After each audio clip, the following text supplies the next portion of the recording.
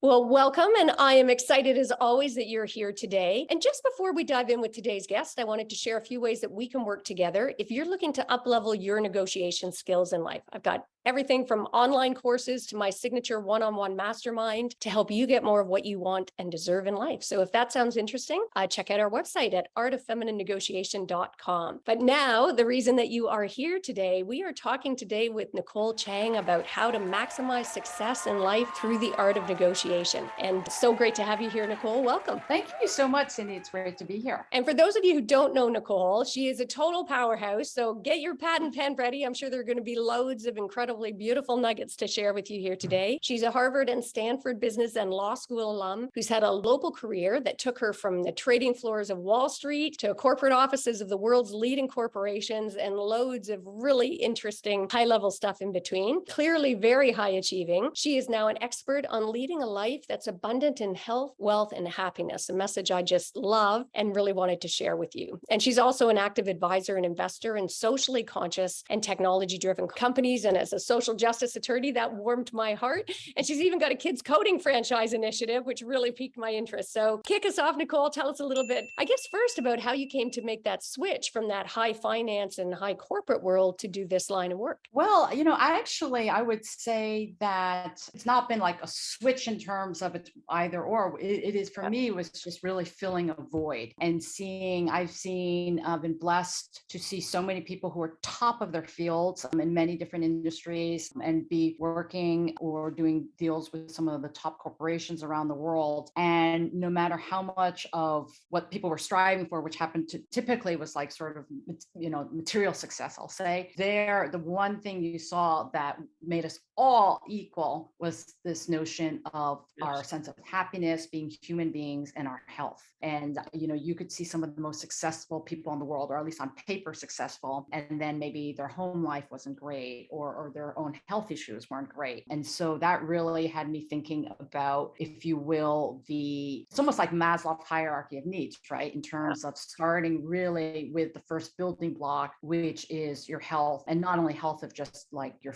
physical body, as many people think about, but the health of your mind, especially today where we're seeing mental health issues becoming more and more an issue. That to me is sort of like the foundation of what I think great business and great life is about. Oh, beautiful. And so important. I'd be interested in your perspective too, because I think for so long we've defined success, as you say, based on those material things. And I feel like COVID has really shifted and the world is open more now than they probably have been in my lifetime to this idea about the importance of wellness. What's been your experience around that? I totally agree with you. I think that, sometimes they say to really value something, you have to have the potential or the loss of it or the potential of it. And you and I both have had that experience of our firstborn child having medical issues. And you see society kind of, you have this image of your firstborn coming home and all these great things. And when they have medical issues, you realize that could be taken away from you right away. And then you start in some ways like really appreciating that even more so, I'll say, because you realize maybe you didn't have that. So I think what COVID did for us, as we were all isolated in our own little bubbles, we had our, if you will, our connections, our socialization taken away from us. And that was just a really lesson in the importance of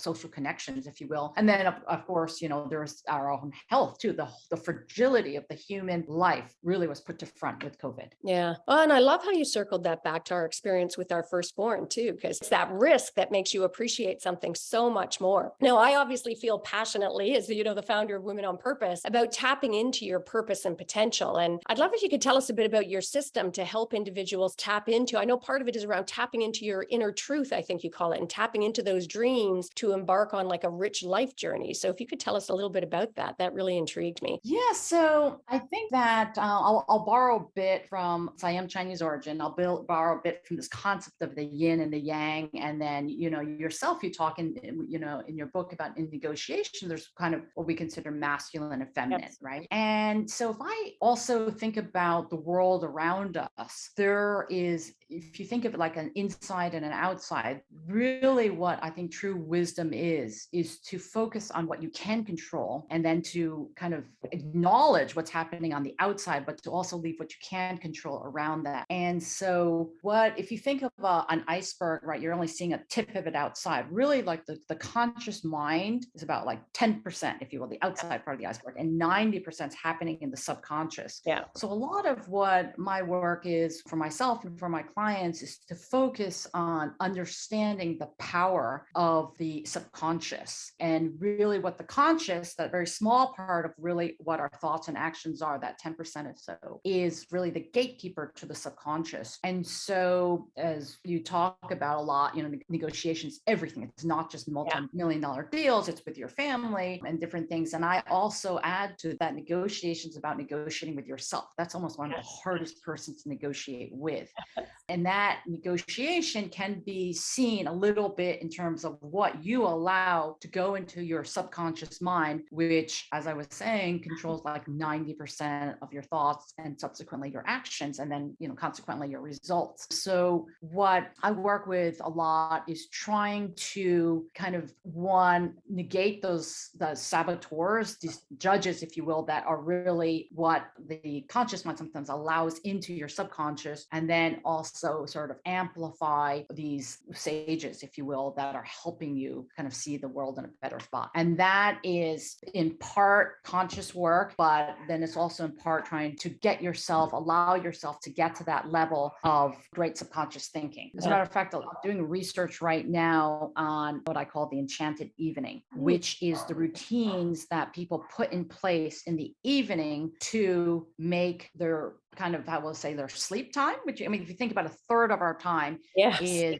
sleeping. And I'm all about efficiency. So I'm like, how can I use that time? Not only obviously to rejuvenate the body physically and that, but also rejuvenate it mentally and get yourself ready. And, I think that there's been fantastic work out there about, the great morning, the miracle morning, all the different patterns. But I was thinking, well, if you're not like a good scout prepared for those mornings, well, then it's not going to be so great, right? It's sort of, sometimes I can't even get myself to do the routine because I'm like just not prepared. You have a really important meeting, but you can't even find the clothes because you're frazzled. You wake up late, everything seems to go wrong. And so it's sort of like, okay, yes, it's great to have those things in place, but my interest is how to kind of use the night before to really get yourself really ready for these perfect days. And also that's when the mind is most susceptible to this, because your conscious mind is not like fighting what you can do. Oh, that's a beautiful tie around, because first off, I love Enchanted Evening. Make sure you go trademark that, patent that, baby. Okay. That's gold. And I love how, because you're right, it's that period just before we go to sleep. That's with my clients, when I'll tell them, like, have I call it a brag list, right? Where you read off like keep a journal of everything that you've accomplished, what you're good at, like reestablishing your value, and read it just before you go to bed every night to switch the story we're telling ourselves. So Enchanted Evening, I love that. And you really hit on, I want to put a pin for our listeners out there, that negotiation with yourself, right? I often say that our first and most important negotiation is that negotiation with ourselves. And I think you started the answer, Nicole, by talking about wisdom, which is so important. We don't talk much about wisdom today. And it really resonated with me. I've been invited to go and speak in a couple of weeks to Greece, where they have this wisdom council. And this year, the theme is about feminine wisdom. And I love that you talk about tapping into that wisdom, because I'm a big believer in bringing more intention to sort of negotiating our best life, if you will. And I know you've developed a really unique framework for that intention-based sort of creative problem solving and vision creation to really be able to tap in and harness our potential. So I'd love if you could share that idea about that it's sort of intention-based kind of framing. Yeah. So, well, it's interesting that if you think about a push-up, right? So I can teach you how to do a push-up, and I say, this can make you very strong. And so we all know this idea. Every single day you have to, or not every single day, but at least have a schedule of a few times a week to do some physical exercise to keep that strong. And so likewise with this the mind, that you have to keep it strong too. So you and I could tell the listeners out there all we want about this is what you should do, and read it in your fabulous book, etc. thing. But without doing the exercises, as you so rightly make people pledge to in the beginning, without doing the exercises on a consistent basis, you're not going to get the results you want. Likewise, if you don't do the physical exercise, you're not going to get the body you want. If you don't do these kind of mental exercises within that, it's very hard to see results in that sense. So the framework I have involves just different aspects of how to put within, I'm very much a routine person. So put within your routine these kind of little simple exercises of mindfulness. And, one I'll just show you right now, as a matter of fact. And it comes from the work from a lecturer at Stanford called about positive intelligence and about how to sort of up level people's success and ability to achieve themselves. And it's really this concept of mindfulness, right? So, one of his things would be like, you take your two fingers here and you just rub it. So you're, just for our listeners there, you've got your thumb and your first finger there, right? Okay. Yeah, so your thumb and your index finger there, and you're making a okay sign or a zero there, hanging, and you're rubbing them together. And you can shut your eyes for this if you're doing this, and literally just take 10 seconds and notice like the grooves in your fingers. Oh, wow. And so essentially what we're doing here is really kind of just like stilling the mind to pay attention to what is already present in our lives. So you see just this little action here kind of, it kind of stills you and just puts your focus. If I don't know, sometimes if you've had like some of your great thoughts or ideas, like they come just at a moment of stillness, and it doesn't have to be like when you're consciously thinking about it. And later on, Cindy, we can put in the link. I have a gift for all of your listeners, which is a meditation I've developed, which is based on a lot of the great meditations together. And I call it just a magnetic meditation of health, wealth, and happiness, which essentially helps put the body and mind towards us. It's sort of listening. I think we also say negotiation, it's all about listening. And so if you're negotiating with yourself, which is extremely important, it's more about listening and tapping into what you're really thinking, not letting those voices of fear and judgment come into your head.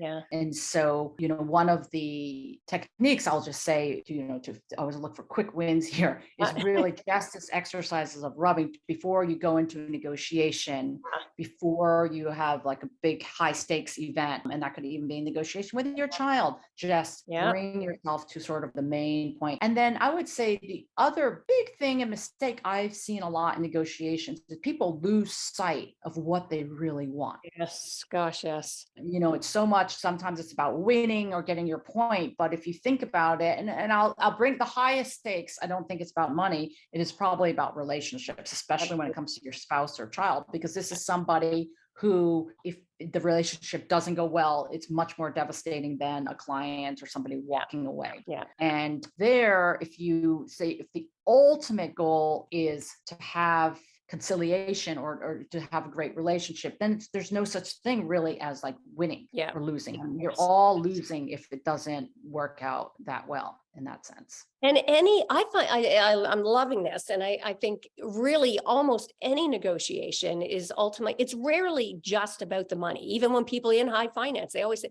but it's about what that money represents for people. And when you're looking for your outcomes, so often people forget that, you've got to look at your substantive outcomes, your process outcomes, but also those relationship outcomes, which so often get forgotten. And I just want to thank you for that little exercise that you gave us there. I thought it was beautiful and amazing to me how quickly it grounds you. So I love, and for our listeners there as well, like try it if you didn't do it along with us, but definitely not only before that negotiation, as Nicole was suggesting, but if you're in a negotiation and you get thrown off your game, this is an easy thing to do. Have your hand under the table and just ground yourself. Like, it was amazing to me how quickly I noticed the textures and everything else went quiet, allowed me to ground myself. So I love that exercise. And I just wanted to comment too, because it struck me how often, like for our physical activities, as you say, everybody just assumes and accepts that you need to exercise, right? Of common sense. And to excel, whether it's in performance, the arts, but mostly in our sports, everybody just assumes you need a coach. And yet we don't think about that for our mind as often, right? Like having that, being able to have that coach doing those exercises. So important. So such valuable tips there. Now, I know, Nicole, you do a lot of work on how to negotiate from a place of inner confidence and clarity. And certainly part of that would tap to that mindfulness and negotiating with yourself. But I'd love if you could share some tips that you have for our listeners or viewers on, like, how do you achieve that peak performance during negotiations, getting that inner confidence and clarity? So you mentioned in your book about like preparation is so much a part of a negotiation. I think you said something maybe about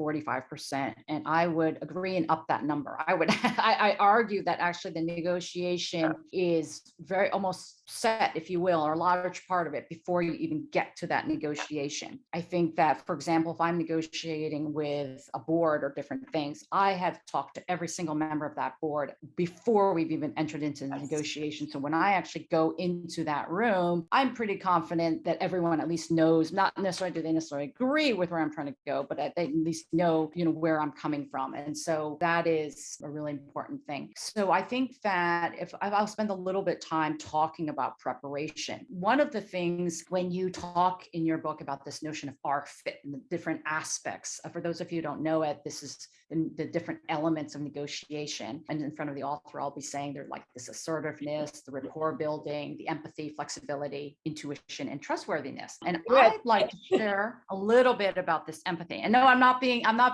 paid to share. I'm loving that. Fabulous. You did your homework.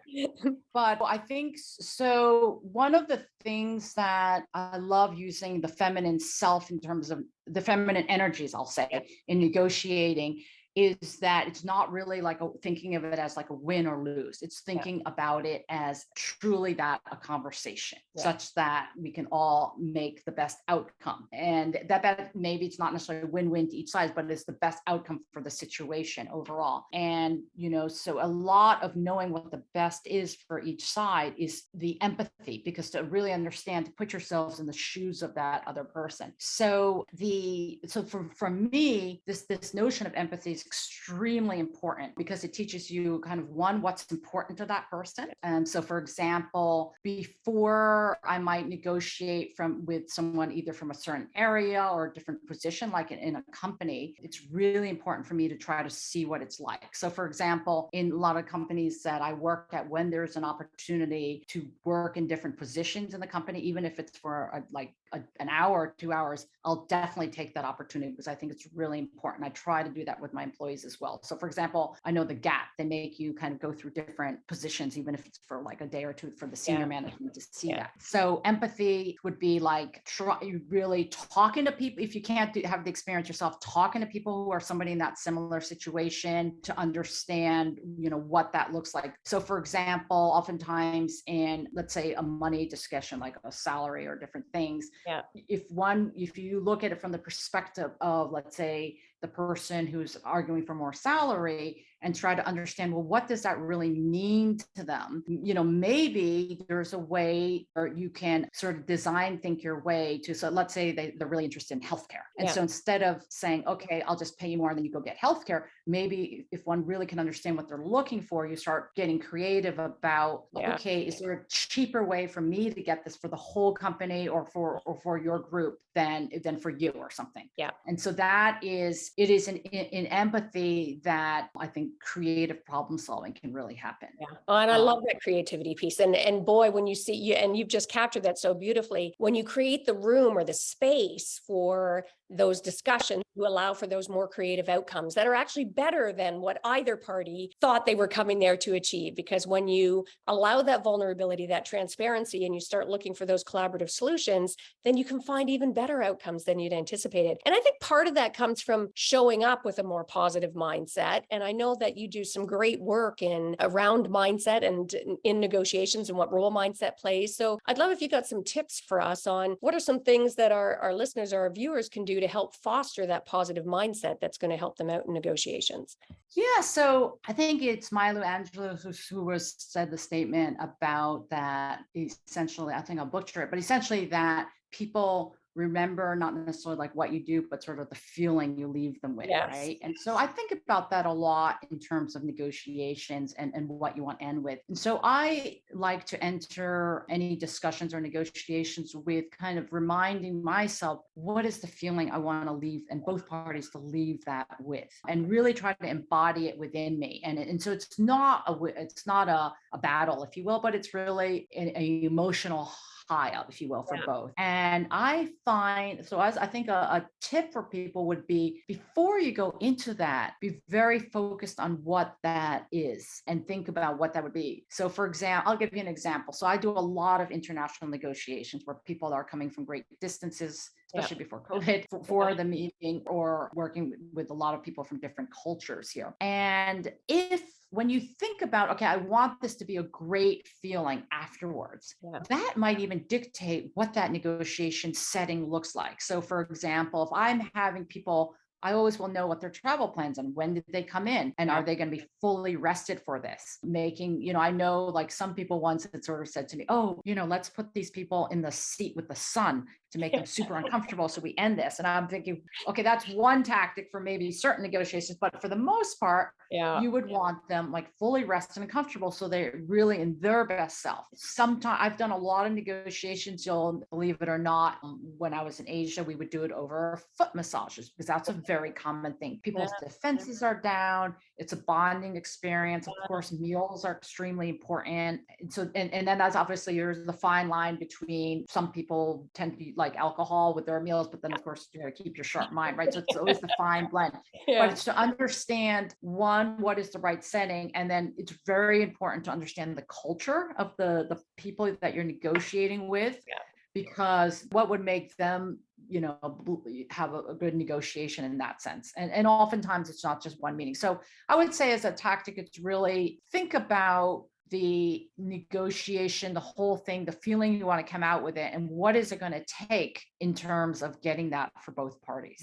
Oh, I so love it. You can see me smiling from ear to ear here, because that is so in line with, I call it sort of the 5W model, right? And you beautifully captured what I think is that traditional sort of old school model, like, have them facing the sun, have them in seats that are less comfortable, make sure our seats are higher, all of those kind of tactics that are so counterproductive to fostering great relationships. And ultimately fostering great relationships is going to get you those better outcomes. So, the 5Ws is just be super intentional about, who do you want to be? Who do you want them to feel like? Who do you want to show up as, right? I mean, who needs to be at the table? But the ones that are forgotten, that where and the when, right? Like choose the setting. Setting is important. Choose that setting with intention, right? And the timing, have the timing so that people can be at their best and, and most receptive and in the best possible state. So you really beautifully illustrated that. And speaking of relationship and fostering, I mean, those were some great examples. And I love that cultural difference, even doing it over foot massage. Like how brilliant is that? People's defenses are down. You're more vulnerable. You're open, transparent. What other tips do you have on how you can foster healthier relationships to get those better negotiated outcomes? Well, I think it's also, if I go back to this whole preparation piece, it's really thinking about understanding the person who you're negotiating with. And then I think that this world could always use being of service to others and helping, right? And who, it's sort of like, who doesn't want a little help? And so if there's a way within what you're negotiating about or outside in terms of helping that person, and ideally, and the nice thing about when you really put your thinking cap on, it's not just about financial, like I'll give you, left hand pays the right hand the dollar, right? It's much, much more than that. It could be as simple things of, like even when they're coming from out of town, right? Maybe they want to know where to stay or where to go, like just, helpful, being a host of different things. I always believe in being, sharing what what you don't even take into consideration could be extremely important to someone else. And like a lot of, I cannot tell you how many times I've been in negotiations where the medical issues have come up. People needing a doctor, someone in their family. Unfortunately, I once lost a board member. And so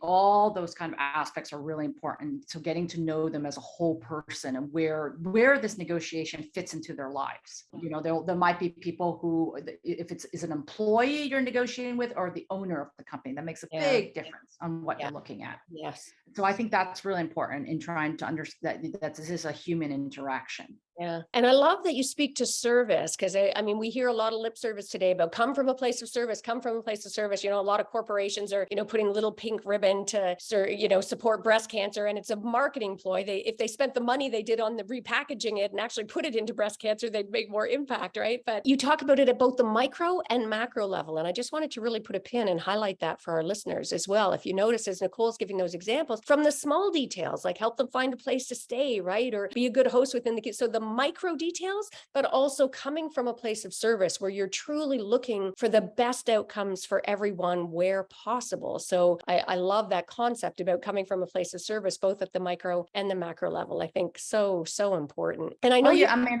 macro level, like some joint ventures, what can you create to really Yeah. help the world? That's so important. Yeah, so beautiful, so important. And I mean, we're talking about, you've been dropping so many gems about, and we've been talking around a lot of the skills. If you were going to list, what would you say are the top skills necessary or the key skills necessary to be a really effective negotiator?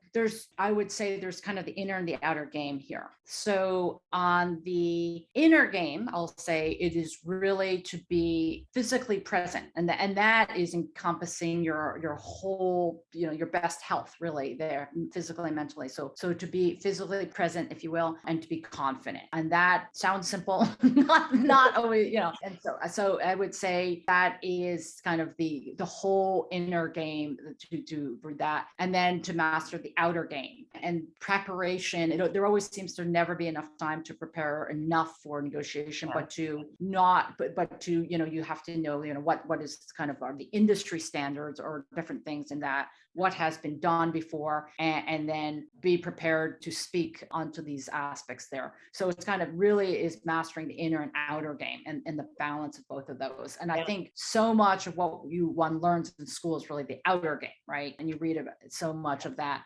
But I think the inner game is arguably as, if not more important on this. Yeah, I think most of it is psychology. Like I think if you're going to do a pie chart again, psychology is like the 3/4 of it. And then, the actual, sort of table skills, if you will, can be so much less. And I do think we're seeing a shift, thank goodness, because I agree with you. Everything we're taught about business or negotiation or life skills generally in our education system focuses on the outer, right? And I think we are finally seeing a shift to recognize the importance of that inner. Now, and what role, if any, do you think that gender plays in negotiation and leadership? I know it's a loaded.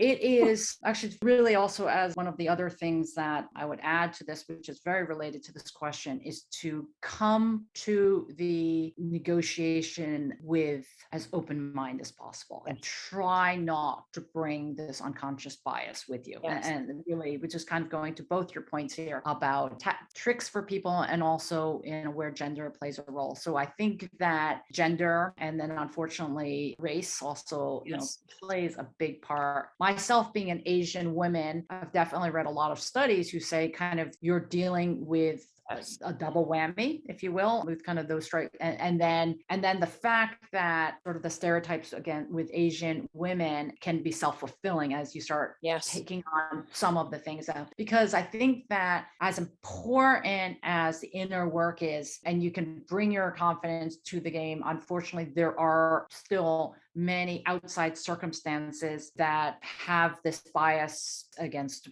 women and people of different groupings, I'll just say, because people like things that are familiar with them. Yeah. So I would say that, that is what it is, and we can all do our best to try to change it. But I would say, as a practical tip, to sometimes try to focus on the similarities instead of the differences, even if there's a very slight sliver, to focus on the similarity. I mean, oftentimes the person at least is married or is dating a woman in your negotiation, and hopefully they're treating them well, or has a daughter or something, and to focus on that. And also, because in a lot of the fields, Cindy, imagine that we are playing in, a lot of it is a male dominated world. And so, but to take advantage of one's uniqueness and to use that feminine aspect to help oneself. Yeah. So good. And it's fine when you say, I love that idea that we're more similar than we are different, and focus on those similarities. And I know, Paul Nadeau is a former hostage negotiator, and that's one of his big talking points always, is that as your starting point, remember that we are more similar than we are different. And I'm glad you talked about the elephant in the room, that unconscious gender bias, right? Because not only does it affect other people in terms of how they interact with us, but it was amazing to me the impact that unconscious gender bias has on ourselves. We talk about that inner game, right? We bring it to bear ourselves. And as when you spoke about being an Asian woman, the lights went off for me, because one of the studies that just floored me when I was doing research for the book, that young women going in to write their SATs, half the control group were asked to identify their gender in advance of writing the test, and the other half didn't have to identify their gender. And in overwhelming numbers, the young women who were asked to identify their gender in advance of writing the test performed more poorly. Like, just the idea of bringing our attention to our gender, those unconscious gender biases kicked in and they underperformed. And then they did the same with young Asian women writing it. And it was interesting because similarly, when those young women were asked to identify their gender in advance of writing the test, they performed more poorly. But when when they were asked to identify their race, their ethnicity in advance of writing the test, the young Asian women performed better. So it was this interesting dynamic about how powerful those biases were that we care, unconscious biases about societal expectations of us, academically versus our gender versus our race versus right? It was a really interesting dynamic. So, and what advice or tips would you have? Because I think this comes up a lot while we're talking about those unconscious biases. Any tips for negotiating with bullies or people who are sort of trying to exert power over rather than power with in a negotiation? Oftentimes bullies are just a reflection of what's happening inside themselves. And oftentimes they're reacting to, unfortunately, oftentimes it's not the most positive experiences they might have had in their life, and they're just mirroring what that is. And so my suggestion there would be I found that like asking open questions there, as opposed to just going head on like two bulls, helps a lot. So if they are making these demands, you say, might be just as simple as like, how am I supposed to do that? Or like, and how could I do that? And just wait to see what they think of, and realize, okay, maybe my demand is just not at all doable, or it makes no sense. Yeah. And so I found